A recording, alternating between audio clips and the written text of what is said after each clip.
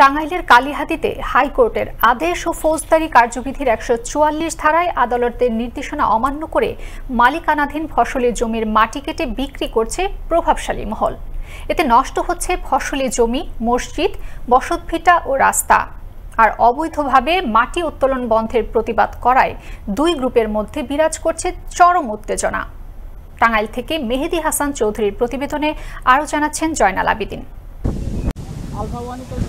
টাঙ্গাইলের কালিহাতী গুহালিয়াবাড়ি ইউনিয়নের কুরসাবেনু গ্রামের আবু বকর সিদ্দিক তার ১১৯% আবাদি জমি ফসল নষ্ট করে মাটি কেটে বিক্রি করার অভিযোগে অতিরিক্ত জেলা ম্যাজিস্ট্রেট আদালতে মামলা দায়ের করেন। মামলায় পার্শ্ববর্তী সরাতুল গ্রামের জহুরুল ইসলাম তার ভাই আজিজুলকে আসামি করা হয়।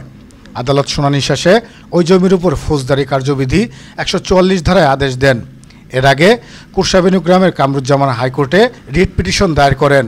ওই রিটের আলোকে বিচারপতি খিজির আহমেদ চৌধুরী ও সর্দার রাশেদ জাহাঙ্গীরের সমন্বয়ে গঠিত হাইকোর্ট বেঞ্চে কুরসাবেনু ও কদিম হামজানি মৌজায় মাটি বালু উত্তোলন ও সরবরাহ সম্পূর্ণ নিষেধাজ্ঞা জারি করেন। কিন্তু তারপরেও অবৈধভাবে বালু উত্তোলন করছে প্রভাবশালী জহুরুল ইসলাম। এদিকে বালু উত্তোলন বন্ধের দাবি স্থানীয় ও ভুক্তভোগীদের। আপনারা আমাদের পাশে দাঁড়ান, আমাদের পাশে দাঁড়ানোর মতো একটা লোকও নাই। মাননীয় প্রধানমন্ত্রী, আপনার অনুরোধ করে বলছি, আপনি আমাদের দিকে একটু তাকান। আমাদের রেকর্ড করা সহায় সম্পত্তি মাটি খনন করে ২০ থেকে ২৫ ফুট খনন করতে গভীর হয়ে গেছে, আবাদি জমি নষ্ট হয়ে গেছে। আবাদি জমি সেই জমি কাইডা খুঁড়া নিয়ে গভীর করে নিয়ে কাইডা খুঁড়া ধ্বংস করে দিল। না করলে হনে না, খালি বিবাদ করবেন না, গড়ে যে দিবার যা না করে যায় তারা ধরে মারে। আমাদের মেম্বাররা বসলি আর এগুলো যে না ওই মাটি আনাও যাব না, হিনকার মাটিও কাটাও যাব না। কয় ও মাটি তো আনমু দুরুস্ত, আমি হিন থেকে ২০ ফুট করে আরো গাইটা নিব। মহামান্য হাইকোর্টের আদেশের বাণী লিখে সাইনবোর্ড স্থাপন করি, এইভাবেই এর পরেও প্রভাবশালী মহলের মাটি কাটা বন্ধ হয়নি।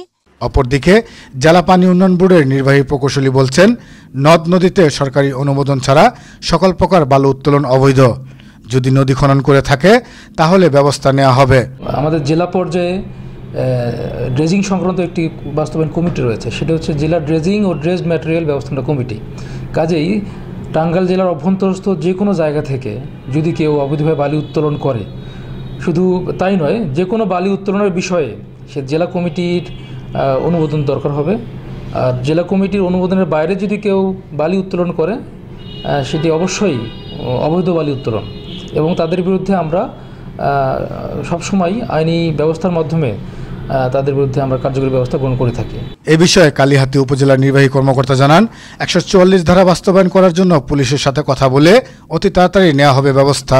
আমরা অলরেডি বলে দিয়েছি পুলিশকে, আমি বলে দিয়েছি, আমার সাথে কথা হয়েছে ওসি সাহেবের, তারা এটা শান্তি শৃঙ্খলা রক্ষার জন্য যা যা করণীয় দরকার তাই করবে। কথা হয় অভিযুক্ত জহুরুল ইসলামের সাথে।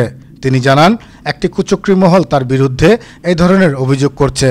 এগুলা একদম মিথ্যা ষড়যন্ত্র। কিছু নেতার এই পরামর্শ ক্রমে তারা আমার ক্ষতি করার উদ্দেশ্যে আলাদা ব্যবসা করব, সেই উদ্দেশ্য করে আমার মানহানি করার জন্য আমার ব্যবসার ক্ষতি করার জন্য তারা এই করতেছে। স্থানীয় কতিপয় প্রভাবশালী নেতা ঘোলাপানিতে মাছ শিকারে দুই পক্ষের উত্তেজনাকে উস্কে দিচ্ছেন। বর্তমানে এলাকায় থমথমে অবস্থা বিরাজ করছে।